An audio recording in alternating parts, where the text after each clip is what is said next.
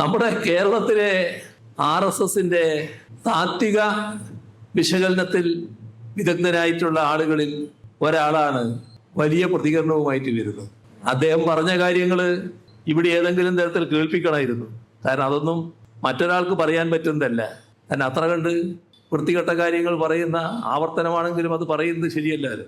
പക്ഷേ എന്താണ് അയാൾ പറഞ്ഞത് എന്നുള്ളത് ആളുകൾ അറിയണമെങ്കിൽ അത് തന്നെ കേൾക്കണമല്ലോ, എന്നാലല്ലേ അത് കൃത്യമായിട്ട് മനസ്സിലാവും.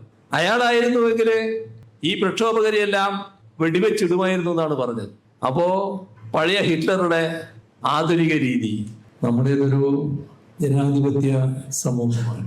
ജനാധിപത്യ വ്യവസ്ഥയിൽ ഭരണാധികാരികളുടെ ഭാഗത്ത് നിന്ന് തെറ്റായ കാര്യങ്ങൾ ഉണ്ടായാൽ സ്വാഭാവികമായും അത് ചോദ്യം ചെയ്യപ്പെടും. ചോദ്യം ചെയ്തുകൊണ്ടുള്ള പ്രക്ഷോഭങ്ങൾ ഉയർന്നവർ. എന്നാൽ ജനാധിപത്യ ശക്തികളല്ലാത്തവർക്ക്, ജനാധിപത്യം പഥ്യമല്ലാത്തവർക്ക് അത്തരം ചോദ്യം ചെയ്യലുകളോ വിമർശനങ്ങളോ പ്രക്ഷോഭങ്ങളോ അംഗീകരിക്കാൻ കഴിയില്ല. അവർ ധരിക്കുന്നത് അവർ ചോദ്യം ചെയ്യപ്പെടാൻ പാടില്ലാത്തവരാണ് എന്നാണ്. വലിയ അസഹിഷ്ണുതയോടെയാണ് അത്തരം കാര്യങ്ങൾ ഉണ്ടായാൽ അവർ നേരിടുക. ഇവിടെ കഴിഞ്ഞ വ്യാഴവട്ടക്കാലമായി രാജ്യത്ത് അധികാരത്തിൽ തുടരുന്ന BJP ഗവൺമെന്റ്, BJP ഗവൺമെന്റിനെ മറ്റുള്ളവയിൽ നിന്നും വ്യത്യസ്തമാക്കി തീർക്കുന്നത് BJPയുടെ നേതൃത്വം RSSന്റെ കൈകളിലാണ് എന്നതാണ്. RSSന്റെ അജണ്ട നടപ്പാക്കുന്നതിനാണ് അവർ തയ്യാറാകുന്നത്. അത് കേന്ദ്ര ഗവൺമെന്റ് അധികാരം എന്ന നിലക്ക് കയ്യിൽ കിട്ടിയതോടെ കേന്ദ്ര ഗവൺമെന്റിനെ ഉപയോഗിച്ചുകൊണ്ട് തങ്ങളുടേതായ അജണ്ട നടപ്പിലാക്കുക എന്നതാണ് കാണുന്നത്. ഓരോ നടപടിയും RSS അജണ്ടയുടെ ഭാഗമായാണ് ഇവിടെ ഉണ്ടായിട്ടുള്ളത്. ഏറ്റവും പ്രധാനപ്പെട്ടത് മതനിരപേക്ഷത. നമ്മുടെ രാജ്യത്തെ മഹാഭൂരിഭാഗം ആളുകളും രാജ്യമാകെയും മതനിരപേക്ഷത അംഗീകരിക്കുമ്പോൾ മതനിരപേക്ഷതയോട് യോജിപ്പില്ലാത്ത ഒരു വിഭാഗമാണ് സംഘപരിവാർ. അതുകൊണ്ട് തന്നെ നമ്മുടെ രാഷ്ട്രം ഒരു മതനിരപേക്ഷ രാഷ്ട്രമായി തുടരാൻ പാടില്ല എന്നാണ് അവർ കാണുന്നത്. അതുകൊണ്ട് തന്നെ മതനിരപേക്ഷ സ്വഭാവം തകർക്കുന്നതിനാവശ്യമായ നടപടികളിലേക്ക് കടക്കുകയാണ്. നമ്മുടെ രാജ്യത്ത് നിലനിൽക്കുന്ന ജനാധിപത്യത്തോട് തെല്ലും ബഹുമാനമില്ലാത്തവരാണ് RSSും സംഘപരിവാറും. ജനാധിപത്യ സമ്പ്രദായത്തോട് വലിയ യോജിപ്പ് അവർക്കില്ല. അവരാഗ്രഹിക്കുന്നത് RSSനെ പോലെ തന്നെ ചോദ്യം ചെയ്യപ്പെടാത്ത നില ഉണ്ടാവണമെന്നാണ്. ജനാധിപത്യ വ്യവസ്ഥയിൽ എപ്പോഴും ചോദ്യങ്ങൾ ഉയർന്നുകൊണ്ടേയിരിക്കും. ചോദ്യം ചെയ്യപ്പെടലുകൾ സ്വാഭാവികമാണ്. അതിനോട് RSSന് യോജിക്കാൻ കഴിയുന്നില്ല. അപ്പൊ നമ്മുടെ രാജ്യത്തിന്റെ ഇത്തരം മൂല്യങ്ങൾ സംരക്ഷിക്കുന്നത് നമ്മുടെ രാജ്യത്തിന്റെ ഭരണഘടന തന്നെയാണ്. ആ ഭരണഘടന രാജ്യത്തിന് പറ്റാത്തതാണ് എന്ന് ഭരണഘടന അംഗീകരിക്കുന്ന ആളുകളിൽ തന്നെ വ്യക്തമാക്കിയിട്ടുണ്ട് RSS. അതിനോട് അവർക്ക് യോജിപ്പുണ്ടായിട്ടില്ല. ഇത് രാജ്യത്തിന് പറ്റിയ ഒന്നല്ല. രാജ്യത്തിന് വേണ്ടത് മനുസ്മൃതിയാണ്. മനുസ്മൃതിയുടെ സത്യം അംഗീകരിക്കുന്ന ഭരണഘടനയോട് മാത്രമേ യോജിക്കാനാവൂ. ഇതായിരുന്നു സംഘപരിവാർ നമ്മുടെ ഭരണഘടന അംഗീകരിക്കുമ്പോൾ തന്നെ സ്വീകരിച്ച നിലപാട്. അതിനുശേഷം അവർ തുറന്നു വന്ന നിലപാടും അത് തന്നെയാണ്. ഇപ്പോ കേന്ദ്ര അധികാരം കയ്യിൽ കിട്ടിയപ്പോൾ ഭരണഘടനയെ ഏതെല്ലാം രീതിയിൽ തകർക്കാനാകും ആ ശ്രമമാണ് തുടർച്ചയായി നടത്തിക്കൊണ്ടിരിക്കുന്നത്. ഇത്തരം കാര്യങ്ങൾക്ക് അവരുപയോഗിക്കുന്നത് പൂർണ്ണ വർഗീയതയാണ്. എല്ലാ പ്രശ്നങ്ങളെയും വർഗീയമായി കാണാനും വർഗീയവൽക്കരിക്കാനും വർഗീയ സംഘർഷമുണ്ടാക്കാനും വർഗീയ കലാപങ്ങൾ ഉണ്ടാക്കാനും ഒക്കെ ഈ കൂട്ടർ തയ്യാറാവുകയാണ്. വർഗീയ സംഘർഷങ്ങളിലൂടെ വർഗീയ കലാപങ്ങളിലൂടെ തങ്ങൾക്ക് കൂടുതൽ മെച്ചപ്പെടാനാകും എന്നതാണ് ഇവർ കാണുന്നത്. നമ്മുടെ രാജ്യത്തെ സാധാരണ ജനങ്ങളാകെ വർഗീയ സംഘർഷങ്ങളിലും വർഗീയ കലാപങ്ങളിലും അസ്വസ്ഥരാണെങ്കിൽ ഇക്കൂട്ടർ വർഗീയ സംഘർഷങ്ങളും കലാപങ്ങളും തുടരെ ഉണ്ടാകണമെന്നാണ് ആഗ്രഹിക്കുന്നത്. നമ്മുടെ രാജ്യത്തെ ഗവൺമെന്റ് നടപ്പാക്കുന്ന നയങ്ങൾ ജനങ്ങൾക്ക് വേണ്ടിയുള്ളതല്ല. ഇന്ത്യയിലെ ജനങ്ങൾ മഹാഭൂരിഭാഗം പാവപ്പെട്ടവരാണ്. അതിലെ നല്ല ഭാഗം പരമദരിദ്രരാണ്.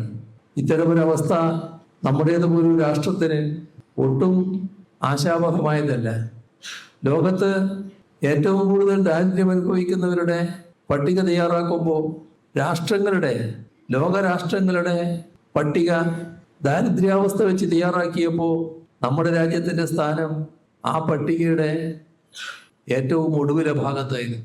നമ്മൾ കഴിഞ്ഞാൽ പിന്നെ അപൂർവം വിരലിലെണ്ണാവുന്ന എണ്ണം രാഷ്ട്രങ്ങൾ മാത്രമേ ഉള്ളൂ. അത്രമാത്രം ദയനീയമാണ് നമ്മുടെ സ്ഥിതി. അപ്പോൾ ഒരു ഭാഗത്ത് അവർ ചെറിയ നമ്പറല്ല, മഹാഭൂരിഭാഗമാണ്. ആ മഹാഭൂരിഭാഗം ഓരോ നാൾ കഴിയും തോറും കൂടുതൽ കൂടുതൽ പാപ്പരീകരിക്കപ്പെടുന്നു. ദാരിദ്ര്യത്തിൽ നിന്ന് കരകയറുകയല്ല, കൂടുതൽ പാപ്പരീകരിക്കപ്പെടുകയാണ്. ഇവിടെ ഇതേ സമയം മറ്റൊരു കാര്യം സംഭവിക്കുന്നുണ്ട്. അത് നമ്മുടെ രാജ്യത്തുള്ള അതിസമ്പന്നർ, ആ അതിസമ്പന്നർക്ക് എല്ലാ സഹായവും കേന്ദ്ര ഗവൺമെന്റ് ചെയ്യുകയാണ്. അതിസമ്പന്നർക്ക് എല്ലാ പിന്തുണയും നൽകുകയാണ്. അതിസമ്പന്നരെ കൂടുതൽ സമ്പന്നരാക്കുന്നതിനുള്ള നയമാണ് കേന്ദ്ര ഗവൺമെന്റ് നടപ്പാക്കുന്നത്. ഇതിന്റെ ഭാഗമായി പലതരത്തിലുള്ള ഇളവുകൾ കോർപ്പറേറ്റുകൾക്ക് നൽകുന്നു, അതിസമ്പന്നർക്ക് നൽകുന്നു. അതോടൊപ്പം അവർ വാങ്ങുന്ന കടം, ആ കടം ഏതെങ്കിലും തരത്തിൽ ബുദ്ധിമുട്ടിന്റെ ഭാഗമായിട്ടല്ല, അവർക്ക് നൽകുന്ന ഒരു സൗജന്യം എന്ന നിലക്ക് കടം എഴുതിത്തള്ളുന്നു. ലക്ഷക്കണക്കിൽ കോടി രൂപയുടെ കടമാണ് എഴുതിത്തള്ളുന്നത്, വഴിവിട്ട് സഹായം.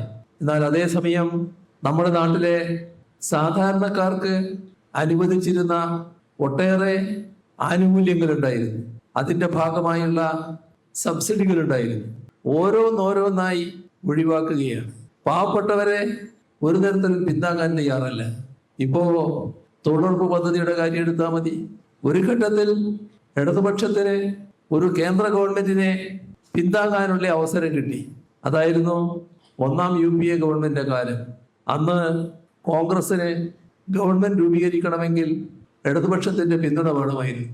BJP അധികാരത്തിൽ വന്നാലുള്ള ആപത്തോർത്തുകൊണ്ട് കോൺഗ്രസിന് പിന്തുണ നൽകാൻ ഇടതുപക്ഷം തീരുമാനിച്ചു. ആ പിന്തുണ നൽകുന്ന ഘട്ടത്തിൽ ഇടതുപക്ഷം ചില കാര്യങ്ങൾ രാജ്യത്ത് നടപ്പാക്കാൻ ആവശ്യപ്പെട്ടു. അതിലൊന്നായിരുന്നു ഈ പറഞ്ഞ തൊഴിലുറപ്പ് പദ്ധതി.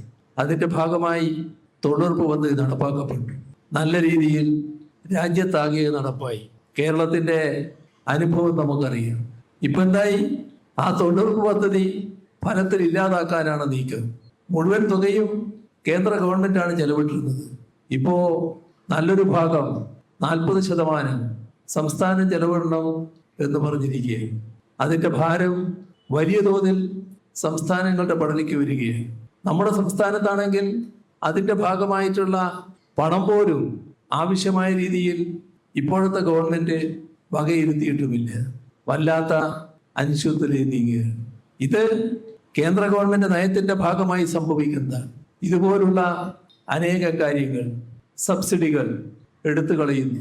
ഇതിന്റെയൊക്കെ ഫലം കൂടുതൽ ജനവിഭാഗങ്ങൾ അസംതൃപ്തിയിലേക്ക് നീങ്ങുകയാണ്.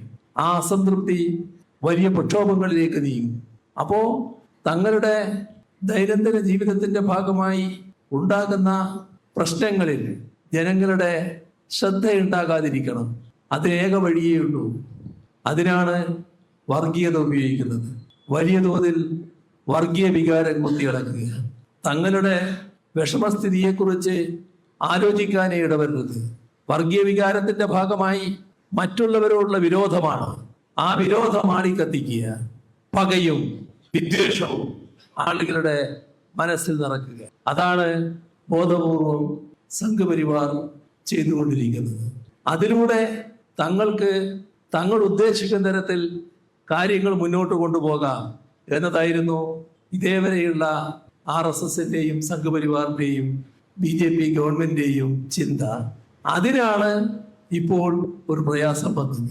അതിന്റെ ഭാഗമായി നാം കണ്ടു നമ്മുടെ രാജ്യത്തെ യുവാക്കളുടെ രംഗപ്രവേശം. ആ കാര്യത്തിൽ യുവജനങ്ങൾ, വിദ്യാർത്ഥികൾ നല്ല രീതിയിലാണ് മുന്നോട്ട് വന്നത്. തെറ്റിനെ ചോദ്യം ചെയ്തുകൊണ്ട് നല്ല ഇടപെടൽ അവരുടെ ഭാഗത്ത് നിന്നുണ്ടായി. നമ്മുടെ രാജ്യത്തെ നീറ്റ് പരീക്ഷയുടെ ക്രമക്കേടുകൾ, ആ ക്രമക്കേട് അത്ര വലുതാണെന്നാ വിചാരം. നാം കാണേണ്ടത് ഈ ക്രമക്കേടുകള് കാര്യങ്ങളും ഒക്കെ സംഭവിക്കുമ്പോൾ അതിന് നേതൃത്വം കൊടുക്കുന്നവരുടെ ആരുടെയെങ്കിലും പേര് ആരുടെയെങ്കിലും മനസ്സിലുണ്ടോ? എന്താ ഇല്ലാത്തത്? എന്തുകൊണ്ടാണ് ആ പേര് എല്ലാവർക്കും അറിയാത്തത്? ഇവിടെ അറിയാലോ. നേരത്തെ ഓഹരി കുംഭകോണം ഉണ്ടായപ്പോ ആ ഓഹരി കുംഭകോണത്തിന് നേതൃത്വം കൊടുത്ത ഹർഷത് മേത്തയുടെ പേര് എല്ലാവർക്കും അറിയാമായിരുന്നല്ലോ. ഇപ്പോഴത്തെ നീറ്റ് കുംഭകോണത്തിന്റെ തലപ്പത്തിരുന്ന BJP-യുടെ നേതാവ്, ഭാരതീയ യുവമോർച്ച നേതാവ്, ആരുടെയും ശ്രദ്ധയിലില്ലാതെ. അതാണ് നമ്മുടെ രാജ്യം. ആ തരത്തിലേക്ക് മാറ്റിയിരിക്കുകയാണ്. ആ തരത്തിലേക്ക് നമ്മുടെ രാജ്യത്തെ മാധ്യമങ്ങളെ എത്തിച്ചിരിക്കുകയാണ്. രാജ്യത്തെ മാധ്യമങ്ങളെ ആകെ തങ്ങളുടെ കൈപ്പിടിയിൽ ഒതുക്കിയിരിക്കുകയാണ്. അതിന്റെ ഭാഗമായി അവരാഗ്രഹിക്കുന്ന കാര്യങ്ങളെ പുറത്തു വിടുന്നു. അതിനെയാണിപ്പോ ഗോദി മീഡിയ എന്നിപ്പോ ആളുകൾ പൊതുവെ വിളിക്കുന്നത്. ആ തരത്തിലേക്ക് മാധ്യമരംഗം തന്നെ മാറിപ്പോയിരിക്കുന്നു. ഇതും നാം ഇതിന്റെ കൂടെ കാണേണ്ട കാര്യമാണ്. എങ്ങനെയാണ് RSSന്റെ അജണ്ട പല വിധത്തിൽ നടപ്പാക്കുന്നത് എന്നാണ് കാണേണ്ടത്. അങ്ങനെയുള്ള ഒരു രാജ്യത്ത് ഈ തെറ്റിനെ ചോദ്യം ചെയ്തുകൊണ്ട് യുവാക്കൾ രംഗത്ത് വന്നു. ആദ്യം അത് പൂർണ്ണമായി അവഗണിക്കുന്ന നിലയാണോ കേന്ദ്ര ഗവൺമെന്റ് എടുത്തത്? അതൊരു സമരമായോ പ്രക്ഷോഭമായോ കണക്കാക്കിയില്ല. വലിയ തോതിൽ ആ പ്രക്ഷോഭം കരുത്താർജിച്ചു. ആ പ്രക്ഷോഭത്തിന്റെ കൂടെ ശരിയായ രീതിയിൽ കരുത്തോടെ ഇടതുപക്ഷ യുവജന വിദ്യാർത്ഥി സംഘടനകൾ എടുക്കുന്നു. നല്ല തോതിൽ പ്രക്ഷോഭം കരുത്താർജിക്കുന്ന നിലയുണ്ടായി. അപ്പോഴും ഇതൊന്നും ഞങ്ങളെ ബാധിക്കുന്ന ഒരു നിലയല്ല എന്ന നിലയിലാണ് കേന്ദ്ര ഗവൺമെന്റ് കണ്ടത്. തുടക്കം മുതൽ ഈ തട്ടിപ്പുകൾക്ക് നേതൃത്വം കൊടുക്കുന്ന സംഘത്തെ സംരക്ഷിക്കുന്ന ആ വകുപ്പിന്റെ വിദ്യാഭ്യാസ വകുപ്പ് കൈകാര്യം ചെയ്യുന്ന മന്ത്രി ധർമ്മേന്ദ്ര പ്രധാൻ രാജിവെക്കണമെന്ന ആവശ്യം പ്രക്ഷോഭകർ ഉയർത്തിയിരുന്നു. അതിനോടൊക്കെ ഒരു പരിഹാസ രൂപത്തിലായിരുന്നു പ്രതികരണം. പ്രക്ഷോഭം കനത്തു, രാജ്യമാകെ അതിന്റെ ഭാഗമായി മാറി. ഇവിടെ ശ്രദ്ധിക്കേണ്ട മറ്റൊരു കാര്യമുണ്ട്. ആ പ്രക്ഷോഭം കനത്തു വരുമ്പോ അതിന്റെ കൂടെ നമ്മുടെ രാജ്യത്തെ എല്ലാവരും, BJP എതിർക്കുന്ന എല്ലാവരും അണിനിരക്കുമെന്നാണല്ലോ നമ്മളെല്ലാവരും പ്രതീക്ഷിക്കുക.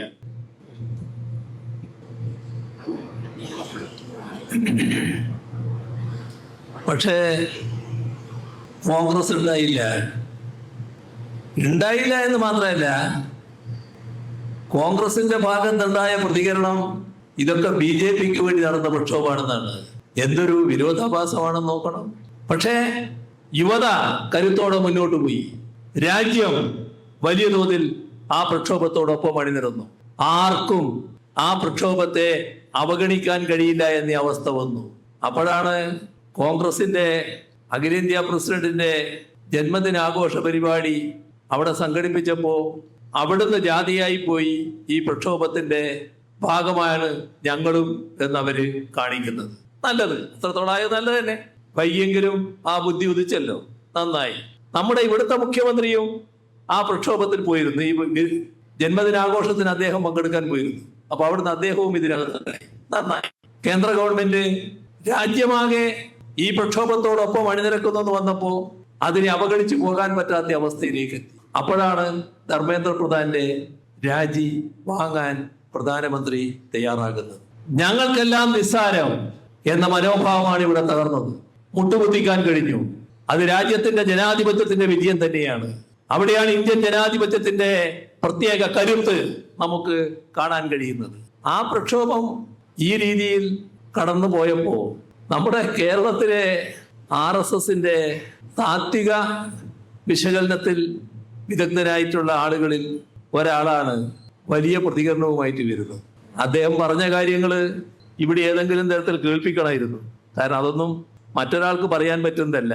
കാരണം അത്ര കണ്ട് വൃത്തികെട്ട കാര്യങ്ങൾ പറയുന്ന ആവർത്തനമാണെങ്കിലും അത് പറയുന്നത് ശരിയല്ലല്ലോ.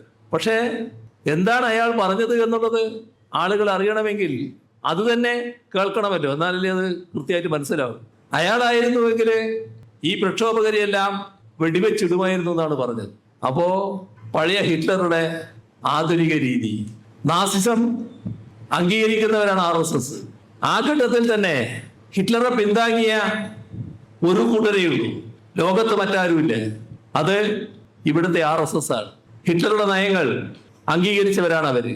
ജർമ്മനിയുടെ ആഭ്യന്തര പ്രശ്നങ്ങൾ കൈകാര്യം ചെയ്തതിൽ ഹിറ്റ്ലർ സ്വീകരിച്ച നിലപാട് ഭാരതത്തിന് അനുകരണീയമാണ്, അതാണ് ഭാരതം സ്വീകരിക്കേണ്ടത് എന്ന് പരസ്യമായി പറഞ്ഞവരുമാണ് RSS നേതാക്കൾ. അപ്പൊ അവരുടെ ഉദ്ദേശം എന്താണെന്ന് എല്ലാവർക്കും അറിയാം. അതാണ് പച്ചയായി പറഞ്ഞത്.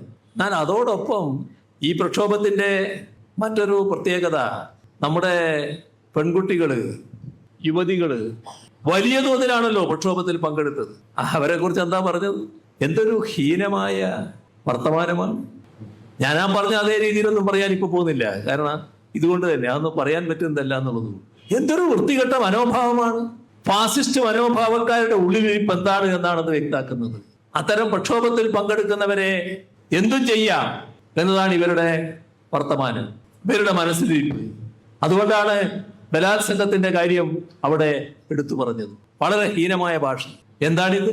നമ്മുടേതുപോലൊരു സമൂഹത്തിൽ എങ്ങനെയാണ് ഇത്രമാത്രം സംസ്കാരഹീനമായി സംസാരിക്കാൻ കഴിയുന്നത്? ഇതാണ് RSS. അവരുടെ തനി രൂപം ആവശ്യം വരുമ്പോഴൊക്കെ പ്രകടിപ്പിക്കാൻ തയ്യാറാണ്. ഇപ്പോ പല ഘട്ടങ്ങളിലും അവരുടേതായ രീതികൾ മറച്ചു വെക്കുന്ന ഒരു നില കാണാനുണ്ട്.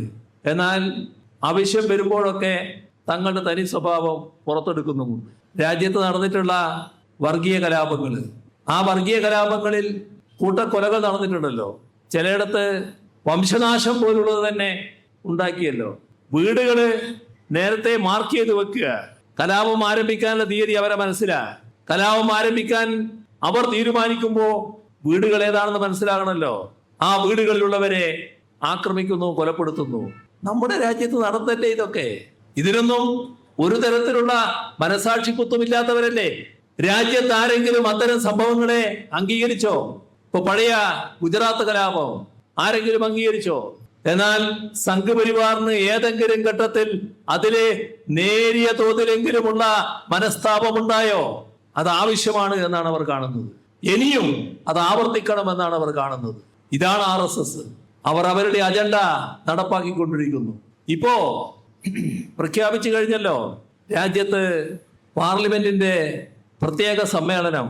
അതിനായി പ്രതിപക്ഷ രാഷ്ട്രീയ പാർട്ടികളുമായി ചർച്ച ചെയ്യും എന്ന കാര്യം കേന്ദ്ര ഗവൺമെന്റിന്റെ ഭാഗത്തുനിന്ന് പുറത്തു വന്നിരിക്കുന്നു. എന്താണ് ഉദ്ദേശം?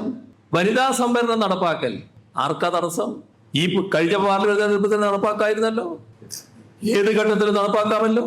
അത് നടപ്പാക്കാനല്ല, അതിന്റെ പേര് പറഞ്ഞുകൊണ്ട് തങ്ങളുടെ ഉദ്ദേശം പ്രാവർത്തികമാക്കാനാണ് നീക്കം.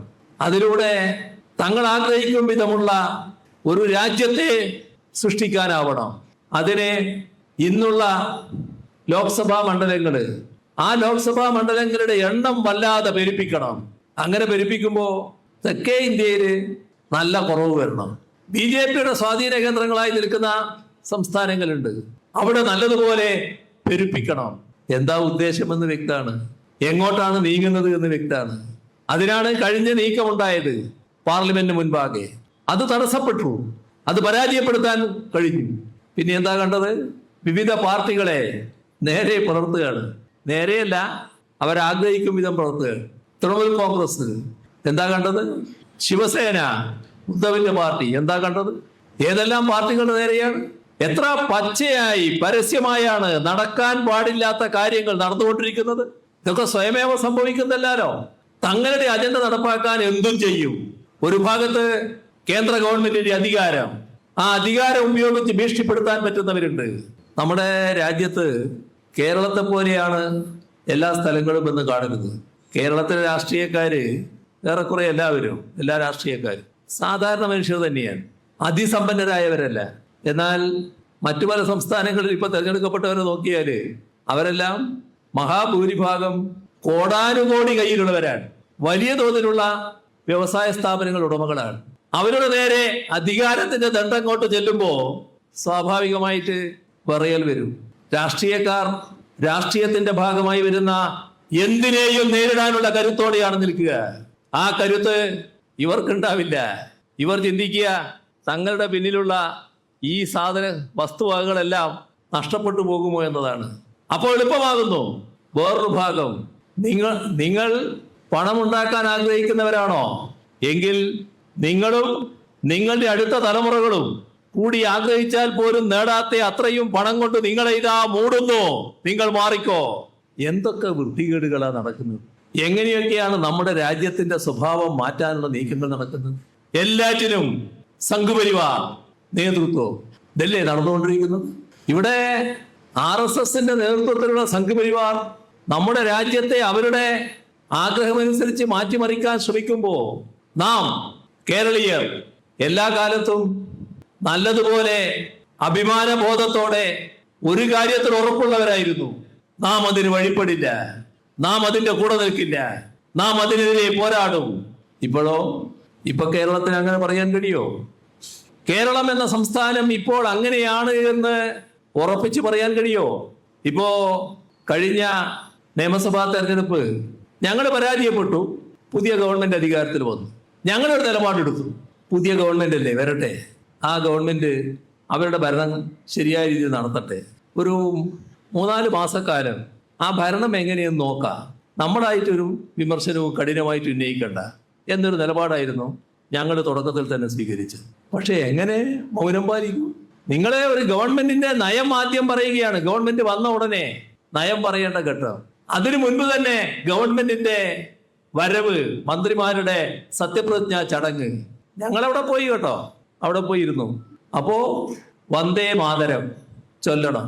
വന്ദേ മാതരത്തിന്റെ ഈരടികൾ ചൊല്ലാൻ സാധാരണഗതിയിൽ ഏതെല്ലാം ചൊല്ലാമെന്നുള്ളതിനെ പറ്റി ഇപ്പോഴല്ല, നേരത്തെ നെഹ്റുവിന്റെ കാലത്ത് കോൺഗ്രസ് തന്നെ വ്യക്തത ഉണ്ടാക്കിയിട്ടുണ്ട്. പക്ഷേ അവിടെ കേട്ടത് വന്ദേ മാതരം മുഴുവൻ ചൊല്ലുന്നതാണ്. വന്ദേ മാതരം മുഴുവൻ ചൊല്ലുക എന്നത് രാജ്യത്താരും അംഗീകരിച്ചിട്ടില്ല. ഇപ്പൊ കോൺഗ്രസ് നേതൃത്വമുള്ള ഗവൺമെന്റ് ആണല്ലോ, കോൺഗ്രസ് അംഗീകരിച്ചിട്ടില്ല. ആകെ അംഗീകരിച്ചത് RSSഉം സംഘപരിവാറും മാത്രമാണ്. അതാണ് മുഴുവനായിട്ട് ചൊല്ലിയത്. അതൊരു ദിശ കാണിക്കലായിരുന്നു.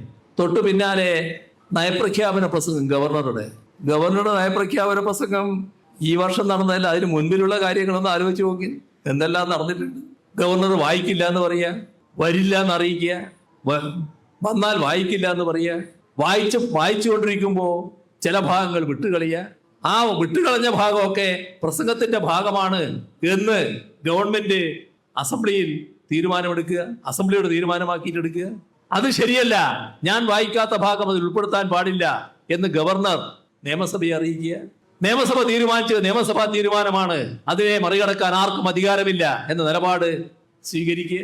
ഇതൊക്കെ ഒരു തരം യുദ്ധമായിരുന്നല്ലോ. എന്തിന്? നമ്മുടെ നാട് കേരളം RSSന്റെ അജണ്ടക്ക് കീഴടങ്ങില്ല. കേന്ദ്ര ഗവൺമെന്റ് കാണിക്കുന്ന ഫെഡറൽ തത്വങ്ങൾക്ക് വിരുദ്ധമായ നടപടികൾ അംഗീകരിക്കില്ല. ജനാധിപത്യ വ്യവസ്ഥയെ അംഗീകരിച്ചു പോകണം. ഇതായിരുന്നു നമ്മുടെ നിലപാട്. ഇപ്പോഴോ ആദ്യത്തെ നയപ്രഖ്യാപനം ഒരക്ഷരം ഗവർണർക്ക് വിയോജിപ്പുള്ളതില്ല. എന്ന് പറഞ്ഞാൽ കേന്ദ്ര ഗവൺമെന്റിനെതിരെ വാക്കിലോ നോക്കിലോ സൂചനയില്ല, എല്ലാം ഭദ്രം. ഗവർണർക്ക് നല്ല സുഖമായിട്ട് വായിക്കാം. എന്താണത് കാണിക്കുന്നത്? പുതിയ ചങ്ങാത്തം. അവിടെ നിന്നോ കേന്ദ്ര ഗവൺമെന്റ് പല മേഖലകളിൽ സ്വകാര്യവൽക്കരണം പറഞ്ഞിരിക്കുന്നു. അതേ നിലപാട് ഇവിടെയും. ബജറ്റ് വന്നപ്പോൾ അത് കൂടുതലാകുന്നു. കേന്ദ്ര ഗവൺമെന്റ് അതേ നിലപാടിൽ പോകുന്നു. കേരളത്തോട് കാണിക്കുന്ന അവഗണനയെ കുറിച്ച് പോലും ഒരു വാചകമില്ല. പിന്നേതാ അജണ്ടകൾ ഓരോന്നായിട്ട് പുറത്തു വരുന്നു. വിചിത്രമല്ലേ? വഖഫ് ബോർഡ് എന്നത് സ്റ്റാറ്റ്യൂട്ടറി ബോർഡാണ്.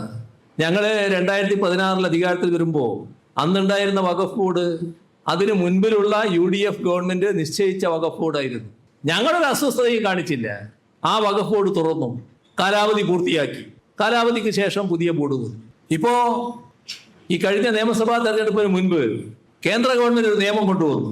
വഖഫ് ബോർഡില് അമുസ്ലിങ്ങൾ വേണം. നമ്മുടെ രാജ്യത്ത് പല മതങ്ങളുണ്ട്. ആ പല മതങ്ങൾക്ക് മതത്തിൻ്റെതായ സ്ഥാപനങ്ങളുണ്ട്. ആ സ്ഥാപനങ്ങളെല്ലാം നടത്തുന്നത് ആ മതവിശ്വാസികൾ തന്നെയാണ്. മറ്റേതെങ്കിലും ഒരു മതത്തിന്റെ കാര്യത്തിൽ ആ മതത്തിൽ പെടാത്തവർ അവരുടെ ഒരു സ്ഥാപനത്തിന്റെ മേലധികാര സ്ഥാനത്ത് ഇരുന്ന് ആ സ്ഥാപനത്തെ നിയന്ത്രിക്കുന്ന നിലയില്ല. ശക്തമായി ഇടതുപക്ഷം അതിനെ എതിർത്തു. മതനിരപേക്ഷ ശക്തികൾ അതിനെ ചോദ്യം ചെയ്തു. കേരള നിയമസഭ ഏകണ്ഠമായി പ്രമേയം അംഗീകരിച്ചു. ഇത് ശരിയല്ല, തെറ്റാണ് എന്ന് പറഞ്ഞുകൊണ്ട് ഞങ്ങളെ കാലയളവിൽ ആ ബോർഡിന്റെ കാലാവധി തീർന്നു. ബോർഡിന്റെ കാലാവധി തീർന്നപ്പോ ഞങ്ങൾ ചെയ്തത് എന്താ? ബോർഡ് വരണല്ലോ, നിയമം വന്നു കഴിഞ്ഞു. നിയമത്തെ ചോദ്യം ചെയ്ത് കേസ് സുപ്രീം കോടതിയിൽ കിടക്കുന്നുണ്ട്. കേരള ഗവൺമെന്റും അതിനെതിരെ സുപ്രീം കോടതിയെ സമീപിച്ചിരിക്കുകയാണ്. ഏത് ഗവൺമെന്റ്? പഴയ ഗവൺമെന്റ്, LDF ഗവൺമെന്റ്. പക്ഷേ ബോർഡ് ഇവിടെ പുനഃസംഘടിപ്പിക്കണം. ഞങ്ങൾ എന്ത് ചെയ്തു? ഈ പറഞ്ഞ അതേ രീതിയിൽ ബോർഡ് പുനഃസംഘടിപ്പിച്ചില്ല. അമുസ്ലിമിനെ ഒഴിവാക്കി നിർത്തി. അമുസ്ലിമിനെ ഉൾപ്പെടുത്തണമെന്നാണ് നിയമം. അമുസ്ലിമിനെ ഒഴിവാക്കിയാലും കുഴപ്പമൊന്നുമില്ല. കാരണം ബോർഡ് യോഗം ചേരാൻ കോറമാണ് ആവശ്യം. ആ കോറം നിലവിലുണ്ടാകും. അപ്പൊ അമുസ്ലിങ്ങളെ ഒഴിവാക്കി ബോർഡ് പുനഃസംഘടിപ്പിച്ചു. ആ ബോർഡ് പ്രവർത്തനവും തുടങ്ങി, ഭംഗിയായിട്ട് പ്രവർത്തിച്ചു വരികയാണ്. പുതിയ ഗവൺമെന്റ് വന്നു. എന്താ അവർ സ്വീകരിച്ച സമീപനം? അവര് ഹൈക്കോടതിയിൽ പറയാണ്, ഞങ്ങൾ ഈ പറയുന്ന അമുസ്ലിങ്ങളെ ഉൾപ്പെടുത്തിക്കൊണ്ടുള്ള ബോർഡിന് വേണ്ടിയാണ് നിലകൊള്ളുന്നത്. അമുസ്ലിങ്ങളെ ഉൾപ്പെടുത്താത്തത് ശരിയല്ല. ആ ബോർഡിനെ പ്രവർത്തിപ്പിക്കാൻ അനുവദിക്കരുത്. ഞങ്ങൾ പുനഃസംഘടിപ്പിച്ചോളാം. ഈ പറയുന്ന അമുസ്ലിങ്ങളെ അടക്കം ഉൾപ്പെടുത്തിക്കൊണ്ട് ഞങ്ങൾ ബോർഡ് പുനഃസംഘടിപ്പിക്കുക. എന്താണ് ആവശ്യം? ഇവിടെ ഒരു ഭരണസ്തംഭനമില്ലാലോ. ബോർഡ് കൃത്യമായി പോവുകയാണല്ലോ, പ്രവർത്തിച്ചു പോവുകയാണല്ലോ. ഇവരെന്തിന് അങ്ങോട്ട് കയറി പറയുന്നു ഞങ്ങൾ അമുസ്ലിങ്ങളെ ഉൾപ്പെടുത്തിക്കോളാം എന്നെന്തിനു പറയുന്നു? ആരുടെ അജണ്ടയാണത്? ചിലപ്പോ ഏതെങ്കിലും ഒരു ലീഗ് വിശ്വാസിയൊക്കെ ഇത് കൂട്ടത്തിൽ ഉണ്ടാവും. എന്നാലും ക്ഷമിക്കുക, ലീഗിന്റെ മന്ത്രിയാണല്ലോ ഇത് കൈകാര്യം ചെയ്യുന്നത്. ആ മന്ത്രി നേരത്തെ പറഞ്ഞ വാചകങ്ങളുണ്ട്, MLA ആയിരിക്കുമ്പോൾ പറഞ്ഞ വാചകങ്ങൾ. എന്തിനത് മാറ്റുന്നു? ആരുടെ നിർബന്ധം? എന്തേ നിലപാടില്ലാത്തത്? എന്തിന് RSS അജണ്ടക്ക് കീഴ്പ്പെടുന്നു? കീഴ്പ്പെടൽ മാത്രമല്ല, പാദസേവകരായി മാറുകയല്ലേ. ആ നിലയിലേക്ക് എന്തിനു അധപ്പതിച്ചു? ഇത് വഖഫ് ബോർഡിന്റെ കാര്യം തീർന്നോ? PM ശ്രീ പദ്ധതി, കേന്ദ്ര വിദ്യാഭ്യാസ നയം, പുതിയ വിദ്യാഭ്യാസ നയം, ന്യൂ എഡ്യൂക്കേഷൻ പോളിസി, അതിന്റെ ഭാഗമായി PM ശ്രീ പദ്ധതി നടപ്പാക്കുമ്പോൾ ആ സ്കൂളുകളിൽ ഈ പറയുന്ന പുത്തൻ വിദ്യാഭ്യാസ സമ്പ്രദായമാണ് നടപ്പാക്കുക. അതായത് മതനിരപേക്ഷതക്കെതിരായ കാവ്യവൽക്കരണത്തിൻ്റെതായ സിലബസ് ആയിരിക്കും ഉൾപ്പെടുത്തുക. LDF തുടക്കം മുതലേ എടുത്തൊരു കാര്യമുണ്ട്, ഈ PM ശ്രീക്ക് ഞങ്ങൾ അനുകൂലമല്ല, ഞങ്ങൾ നടപ്പാക്കാനും തയ്യാറല്ല. അപ്പോൾ എന്ത് ചെയ്തു? PM ശ്രീ നടപ്പാക്കുന്നില്ല എന്ന് പറഞ്ഞാൽ PM ശ്രീ നടപ്പാക്കാതിരിക്കുകയല്ലേ ചെയ്യൂ. അതിന്റെ ഫണ്ട് കേരളത്തിന് വേണ്ട എന്ന് കേരളം തീരുമാനിക്കുന്നു, അത് കേന്ദ്രം തരണ്ട. പക്ഷെ നമ്മുടെ വിദ്യാഭ്യാസ രംഗത്ത് ധാരാളം പണം സംസ്ഥാനങ്ങൾക്ക് കേന്ദ്രം നൽകേണ്ടതുണ്ട്. അത് ഓശാരല്ല, ദയല്ല, സംസ്ഥാനത്തിന് അർഹതപ്പെട്ടതാണ്. ആ പണം തന്നില്ല, അത് പിടിച്ചു വെച്ചു. ചെറിയ പണമല്ല, നമ്മുടെ കുട്ടികളുടെ വിദ്യാഭ്യാസ ആവശ്യങ്ങൾക്ക് വേണ്ടി ചെലവഴിക്കേണ്ട പണം തരാത്ത നിലപാട് ബോധപൂർവം സ്വീകരിച്ചു. SSK ഫണ്ട് കിട്ടാതെ വന്നു. അപ്പോ SSK ഫണ്ട് റിലീസ് ചെയ്യണമെങ്കിൽ ഈ PM ശ്രീ പദ്ധതി അതിന്റെ ഭാഗമായുള്ള ഒരു MOU ഒപ്പിട്ടാൽ അത് റിലീസ് ചെയ്ത് കിട്ടുമെന്നൊരു ധാരണ വന്നു. അങ്ങനെ ആ PM ശ്രീ പദ്ധതിയുടെ ഭാഗമായിട്ടുള്ള MOU ആദ്യം ഒപ്പിട്ടു. LDF അതിന് നയപരമായ തീരുമാനമെടുത്തു. PM ശ്രീയുമായിട്ട് നമ്മളൊരു തരത്തിലും മുന്നോട്ട് പോകേണ്ടതില്ല. ആ തീരുമാനത്തിന്റെ ഭാഗമായി LDF ഗവൺമെന്റ് ഈ ഒപ്പിട്ട MOU മരവിപ്പിക്കണം എന്ന് പറഞ്ഞു. MOU എന്ന് പറഞ്ഞാൽ ഒരു ധാരണാപത്രം മാത്രമാണ്, കരാറല്ല. പൊതുവിദ്യാഭ്യാസ മന്ത്രി ഡൽഹിയിൽ പോയി ബന്ധപ്പെട്ട ആളുകളെല്ലാം കണ്ടു, മന്ത്രി അടക്കം കണ്ട്, ഇത് ഞങ്ങൾ നടപ്പാക്കുന്നില്ല, ഞങ്ങൾ പിൻവാങ്ങുകയാണ് എന്നറിയിക്കുകയും ചെയ്തു. അവിടെ കടന്നു, അതാണ് ഉണ്ടായത്. അപ്പോൾ PM ശ്രീ കേരളത്തിൽ നടപ്പാകുന്നില്ല. അപ്പൊ എന്താ പറഞ്ഞത്? UDF വന്നപ്പോ വല്ലാത്ത കുഴപ്പം, LDF ആ ധാരണാപത്രം ഒപ്പിട്ടത് കൊണ്ട് ഇനി അതിൽ നിന്ന് പിൻവാങ്ങാൻ കഴിയില്ല. വസ്തുത നിരക്കുന്നതാണോ അത്? കേന്ദ്ര ഗവൺമെന്റ് ഇപ്പോ വ്യക്താക്കിയല്ലോ, നേരത്തെ വ്യക്തമാണ് എല്ലാവർക്കും. എന്നാലും ഇവർക്ക് മുഖത്തടിയേൽക്കും വിധമാണല്ലോ അബ്ദുൽ വഹാബിന്റെയും JB മേത്തറുടെയും ചോദ്യങ്ങൾക്ക് മറുപടി പറഞ്ഞത്. ഇതിൽ നിന്ന് പിൻവാങ്ങുന്നതിന് ഒരു വിഷമവും ഇല്ല. ഒന്ന്, കേരളത്തിന് PM ശ്രീയുടെ ഭാഗമായി ഫണ്ടിൽ ഒരു തുകയും അനുവദിച്ചിട്ടില്ല, ഒന്നും കേരളം കൈപ്പറ്റിയിട്ടില്ല. PM ശ്രീ നടപ്പാക്കണമെങ്കിൽ സ്കൂളുകൾ ശുപാർശ ചെയ്യണം, ആ ശുപാർശ കേരളം നൽകിയിട്ടില്ല. ധാരണാപത്രം ഒപ്പിട്ടാലും പിൻവാങ്ങാൻ തീരുമാനിച്ചാൽ അതിൽ നിന്നുള്ള പിൻവാങ്ങൽ തന്നെയാണ്. ഇതല്ലേ മറുപടി? ഇതല്ലേ കേരളത്തിന്റെ അനുഭവം? PM ശ്രീ കേരളത്തിൽ നടപ്പായിട്ടാലോ. ഞങ്ങള് അധികാരത്തിൽ വന്നാൽ PM ശ്രീ അറബിക്കടലിൽ വലിച്ചെറിയും എന്ന് പറഞ്ഞവര് അധികാരത്തിലെത്തിയപ്പോ നേരെ നടപ്പാക്കാനാണ് പുറപ്പെടുന്നത്. അവിടെയും കാണേണ്ട കാര്യം, കേന്ദ്ര ഗവൺമെന്റിന്റെ പുത്തൻ വിദ്യാഭ്യാസ നയം നടപ്പാക്കുകയാണ്, കേരളത്തിലേക്ക് വരികയാണ്. LDF സർക്കാർ ഇവിടെ ചെയ്തിരുന്ന കാര്യം ഓർക്കണം. മഹാത്മാഗാന്ധിയുടെ വധം പാഠപുസ്തകത്തിൽ പാടില്ല, മുഗൾ രാജവംശത്തെക്കുറിച്ചുള്ള ഭാഗം പാഠപുസ്തകത്തിൽ പാടില്ല. അങ്ങനെ പാഠപുസ്തകത്തിൽ പാടില്ല എന്ന് എന്തൊക്കെ പറഞ്ഞോ ആ പറഞ്ഞ കാര്യങ്ങളെല്ലാം ഉൾപ്പെടുത്തി കേരളത്തിലെ വിദ്യാർത്ഥികൾക്ക് പാഠപുസ്തകമായി നൽകിയ സർക്കാരാണ് കേരളത്തിലെ LDF സർക്കാർ. അതാണ് മതനിരപേക്ഷ നിലപാട്. കുട്ടികൾ അറിയണം, പഠിക്കണം, കാര്യങ്ങൾ മനസ്സിലാക്കണം. അതിന് തടസ്സമായതാണ് പുത്തൻ വിദ്യാഭ്യാസ നയം. ആ പുത്തൻ വിദ്യാഭ്യാസ നയം നടപ്പാക്കും എന്ന തരത്തിലാണ് ഇപ്പോൾ വാശിയോടെ നിൽക്കുന്നത്. അപ്പോൾ കേരളം വല്ലാത്തൊരു ദുർഗതിയിൽ. കേരളത്തിലെ ഗവൺമെന്റ് ഇപ്പോ RSS അജണ്ടയുടെ പിന്നാലെ പോവുകയാണ്. സമയദൈർഘ്യം കൊണ്ട് മറ്റു കൂടുതൽ കാര്യങ്ങളിലേക്ക് ഞാനിപ്പോൾ കടക്കുന്നില്ല. കാരണം ഒരുപാട് സമയം ഇപ്പൊ തന്നെയായി. ഇനിയും വിശദമായിട്ട് ഞാൻ പോകുന്നില്ല. നമ്മുടെ സംസ്ഥാനത്തെ മറ്റൊരു ചാലിലേക്ക് വിടുകയാണ്. ഇവർ തമ്മിലുള്ള ബാന്ധവം പല ഘട്ടങ്ങളിൽ നാം കണ്ടതാണ്. കഴിഞ്ഞ നിയമസഭാ തെരഞ്ഞെടുപ്പിലും 30-ലധികം മണ്ഡലങ്ങളിൽ അത് കണ്ടിട്ടുണ്ട്.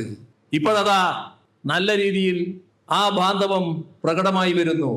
അത് മറയില്ലാതെ RSS അജണ്ട അംഗീകരിക്കുന്ന നിലപാടിലേക്ക് വരുന്നു. ഇതിനെല്ലാം കൂടി ഒന്നിച്ചു വേണം നാം കാണാൻ. RSSന്റെ യഥാർത്ഥ അജണ്ടയുടെ ഭീകരത നമ്മുടെ മനസ്സിലുണ്ടാവണം.